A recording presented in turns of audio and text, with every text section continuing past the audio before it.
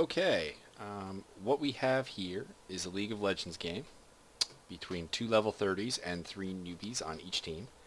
And these are guys from my World of Tanks clan, the Royal Canadian Armored Force, with the exception of Mischief, who is the Morgana, and Ramza22, who is the Jax. The reason for this game is to learn, to obviously have fun, and to just generally have a good time. It's learning for the other guys. It's it's a competitive experience because there's bragging rights on the line here and everything. Then a little bit about me. I'm your shoutcaster. I am Meodred. This is my channel, and I am a Bronze League player. So nothing amazing. I'm not going to give you any incredibly expert, insightful play, and I'm not going to really do how-to videos or anything. But this is for me to critique the performance of the guys in the game who I'm trying to help get better at the game, because when you introduce your friends to a game, you want them to be as good as possible. And also just, they wanted me to, and people said it might be fun, and I'm going to give it a shot, and we'll see how it is.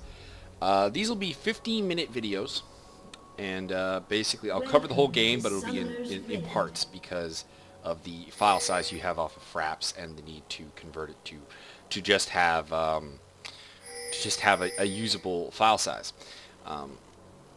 And that's really what it boils down to. So every 15 minutes I'll kind of pause it, and then I'll start again, make another file, and they will be uploaded as they can, so it'll be about 5 videos. Anyways, I will also be speeding up when there's nothing happening. I'm just using this now as a little intro here. Anyways, moving to times 2 speed while we're doing this whole thing in the jungle, just waiting for the buffs to spawn. We have Jax, Ramza22, going for his own red buff, and Jarvan the Fourth, played by Jiggerman, going for his blue buff. So here we go. 4-man leash here, nothing particularly spectacular, so I'm going to keep it going. Just keep the speed up, save a little time, maybe cut a video off this.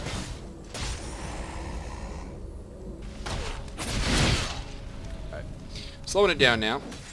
You can see Jack Brody taking on Althos here as Darius versus Dr. Mundo. Both of them are relatively new players. Here we can see Bachnak, the Leona, warding the bush. Put down a big ward there. You can see the wards that Viking Son, Alistair, had put down, and was now handling those. Jack's getting a pretty decent harass going here. Althos blows up an ignite there. That's really quite early to be doing that, and Bach gets a little bit low, but faith in him to get out of there in a nutshell. And then we have Ramza coming up here for the gank onto Jack Brody. No ward coverage, and Ramza, apparently I don't really know Ramza terribly well, but I'm told he's a pretty solid jungler, so we weren't. That's not a terribly surprising first blood. We go down here to the bottom to watch, but it looks like Jiggerman, who's playing Jarvan the Fourth, is going to engage Ramza here. I'm not sure why Althos is not helping. That to me seems like a bit of a mistake, because right there, Jigger picks up the double buff that Ramza had, and also gets a kill on one of the enemy team's level 30s, whereas Ramza only ended up killing the purple team's second least experienced player in Jack Brody, who's a level 10 summoner. So, fair trade. I should say, actually, the rules for this kind of limited everyone to 4 tier 1 marks, 4 tier 1 seals, 3 tier 1 glyphs, and a tier 2 quintessence, to kind of mimic the fact that this was supposed to be an all tier 12 game. We had to go with the one under that. Jack is playing at tier 10. We didn't have enough secondary accounts of the sufficient level, apparently, to handle it. But Jack's not at too much of a disadvantage. Also, similarly, you were only allowed 12 mastery points. So that might explain a couple of differences in the stats you're seeing. If you're used to seeing level 30s and going, that guy has a little bit less AP than I would have, or he has a little bit less health, but he has the same build. Going to speed this up here a little bit. yeah, nothing really happens there. Let's slow it down again. Don't want to speed it up too much and cut through too much because there's a lot of positioning stuff happening, a lot of farming stuff. There is action. It's just skipping over some of the less important parts in here. Brannigan's Law is in trouble. You got Togwell rocket dropping in, but fortunately the blue team, Rams is really close by, comes in, starts laying down the smack with his lamp post, and doesn't look like he's going to get a kill. He's going to pull back. But nonetheless, playing a little bit of the savior there to help his team out.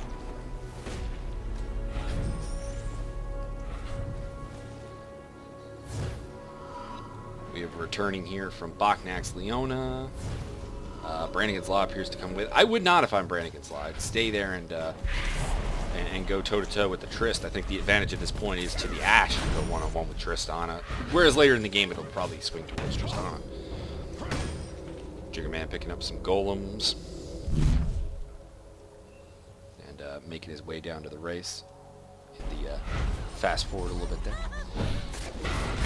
Here Andrew gets caught by the Dark Binding from Mistress Morgana, but I was a little surprised that they had Mischief play Morgana, not necessarily because of any lack of skill with Morgana, but the fact that Morgana is a little bit lacking in the way of the burst damage, that Mischief likes to play a relatively aggressive style, whether it be in the jungle, whether it be mid lane, top lane, ADC, etc. I mean, she's just a little bit of an aggressive player. And Morgana, I don't think allowed her to fully utilize that kind of skill set that she probably could have done had she played Katarina or Diana, who were not banned for this game. So she had the option. I'm not sure whose call it was to have her play Morgana. Maybe it's something she's trying to improve. Maybe it's something they thought would go really well with their team comp. I'm not sure. Anyways, a little bit of harass there from Bachnak. If they were going for a kill, Brannigan's Law certainly didn't act like it. Like he didn't get shooting. Like he largely just let Bach go in there and gave no follow-up damage. So I tend to suspect that that was more of just a harassing run. Nothing particularly special. Jack's got a ward up here now after his earlier ganking at the hands of Jax. So that's good for him. Learning from mistakes.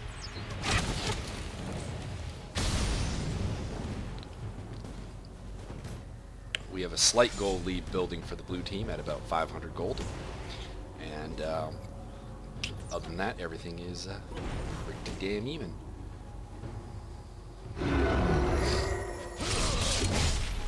It does look like Ashe hit level 6 first. Brannigan's Law does have his ult, whereas Togwell does not.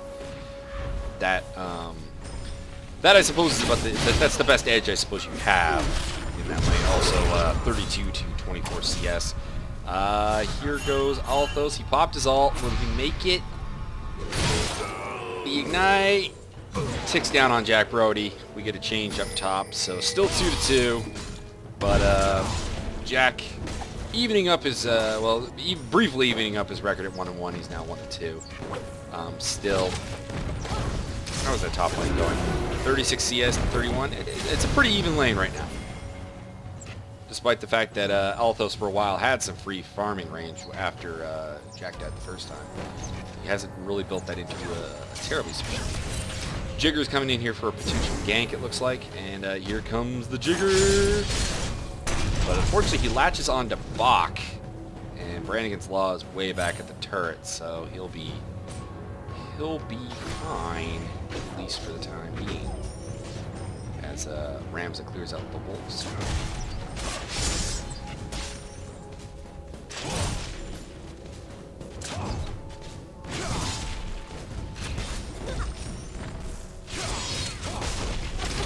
Right there, I think Brannigan's Law got a little bit too aggressive, getting right up next to Jiggerman. That's ballsy. And potentially not the brightest move, and here comes trouble. We got Viking Sun coming in. Jax is not really close enough to assist. He looks like he's going to go up top and try and basically trade position or a push on bottom for a push on top. I don't think that this is over yet. And there we go. The Jarvan ult comes down. Down goes Bognac. Down goes Brannigan's Law. They will get the tower kill on Viking Sun. But a good trade for the purple team, taking the ADC in support for the support.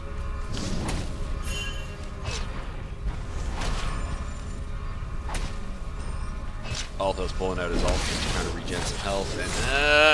And at this point, this is a bad time to be trading if I'm Jack Brody. They'll both go down again, but I'm starting to think that really Jack needs to relax a little bit. I mean, for one thing, if Ramza had been closer, he might have been able to save. Alright, slow it back down here. We got a missed Dark Binding by Mischief. She's missing a lot of those. She's not nearly in the skill shot to her normal standards. Togwell pushing the turret. He's the only one here. Laying it down.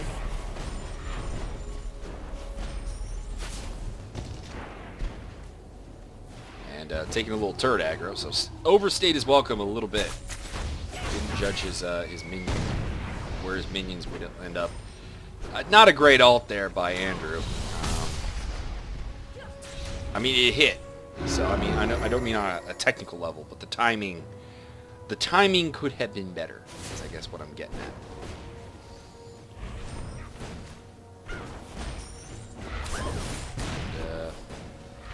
Doing a reasonable job of harassing with his bombs. A little bit, I would say, a little bit better than Mischief at this point. With 3-on-2 here, they haven't seen the Jacks. Yeah, this is not gonna be good. Togwell is gonna go down. The only question is whether they'll get Viking Sun.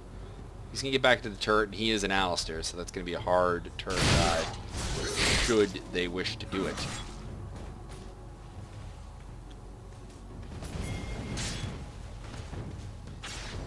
We got Jigger coming in.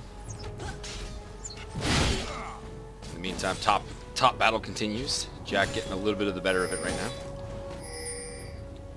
now. And here comes Rams. I don't think he realized Jigger was in there. Really bad arrow for Brannigan's Law. But they will get Jigger. Mischief's coming in from the middle. Let's see what goes on here. A little bit turret aggro onto Ramza. This could be a pretty big opportunity. Nice Dark Binding. Not sure why she walked away. I wonder if he went off the map there briefly.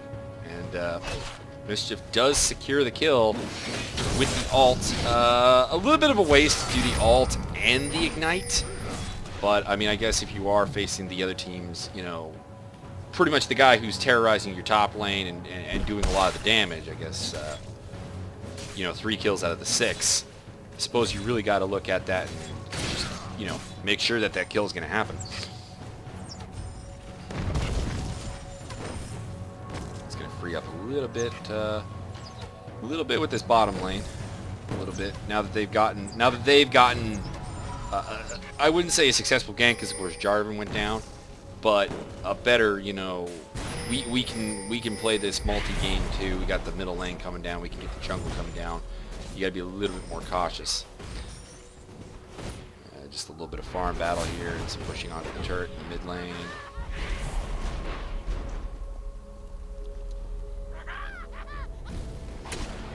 Here we have Jigger setting up to put on a gank on Althos, I think, but I don't think Jack's doing a good job of solving it, really setting it up. But I mean, there he goes. He has fallen for the trap. There's the ult, and that will secure the kill on Mundo for Jack Brody. And it looks like they're also going to pull off a tower here. Bit of a waste of an ult there by Brannigan's Law, aka Ash. They get out of there, so that's another nice turn there for the purple team. They pick up the kill up top, and they pick up the turret down bottom. Jack making a little bit of a mistake there, getting in too deep on the turret with no minion cover. Takes a little turret aggro. Still okay. But if I were him, let's check what his gold's like. He's sitting on 1,900 gold. I probably just would go back and work on my builds. And Rams is going to get him. Rams is going to make him pay. He's going to go back, but he's going to go back because he died. Anyways, this brings us to almost the 15-minute mark. So I'm going to pause it here. And I'm going to hope you tune in for part 2.